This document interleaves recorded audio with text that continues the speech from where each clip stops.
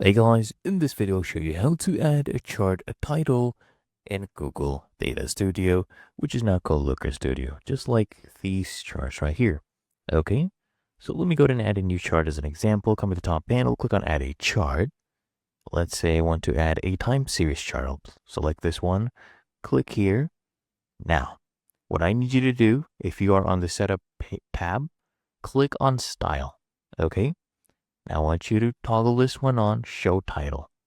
Can see our chart title, right? Now here we can edit this title. Okay, you can say anything right here. So let's add answer ASAP, right? You can change the font family. You can basically choose whatever font you would like. Change the font size. Okay, you can change the font color. Basically customize everything at your will. Okay, whatever you like, you can customize it to. Let's pick our theme colors. You can make it bold, italic, anything you want. And there you go.